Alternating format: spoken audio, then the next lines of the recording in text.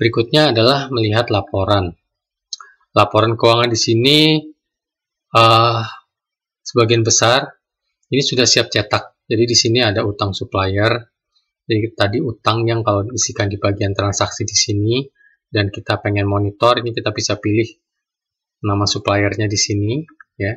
Dan pembayaran utangnya. Di sini ada contoh ya, bisa dilihat nanti cara pembayaran yang sifatnya utang supplier.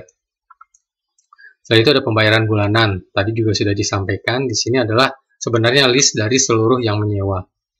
Kalau yang kolomnya warnanya gelap, ini untuk memudahkan dalam melihat di bulan mana yang harusnya ada pembayaran. Sebagai contoh di sini sampai akhir bulan.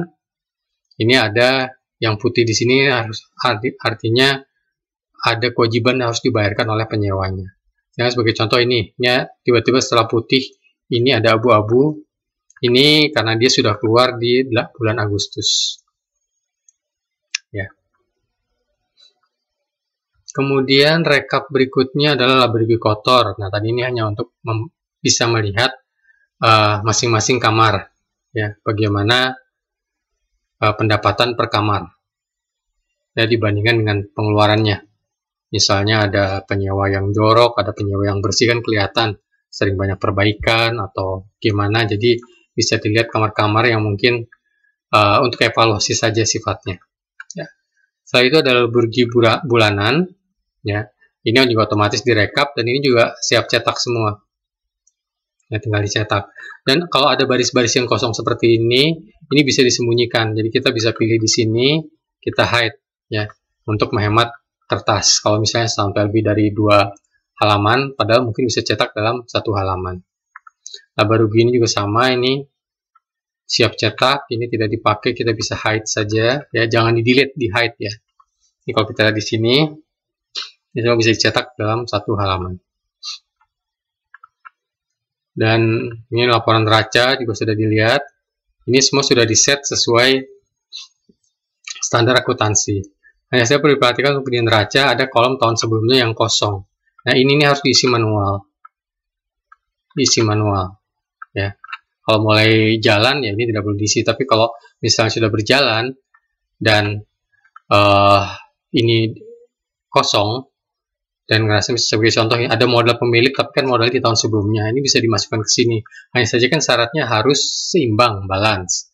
Nah, bisa gunakan salah satu file bonus untuk menghitung neraca awal. Ada petunjuk videonya juga ya. Untuk bagaimana cara mengisi neraca awal di sini agar seimbang. Setelah itu ada arus kas. Ini hanya rekap. Jadi kas itu postingnya atau keluar masuknya itu dari akun mana saja ya. Arus kas, ini ekuitas, perubahan modal, kemudian ini laporan aset dan penyusutan, ini juga otomatis dihitung, jadi tidak ada yang perlu dilakukan lagi. Jadi begitu beli barang semua sudah dihitung secara otomatis penyusutannya. Buku kas ini untuk melihat status rekening setiap bulan.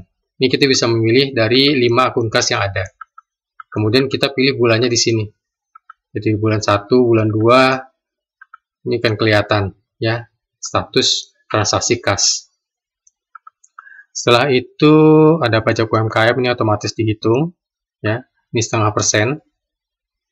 Jadi tidak perlu lagi diisi manual kecuali tadi bagian NPWP dan tanda tangannya. Jadi bisa dicetak dan dilampirkan sebagai lampiran laporan pajak.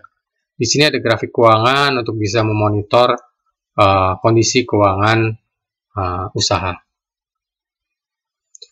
Oke, saya kira cukup mudah penggunaannya. Silahkan dicoba-coba di file yang ada contoh isiannya. Terima kasih.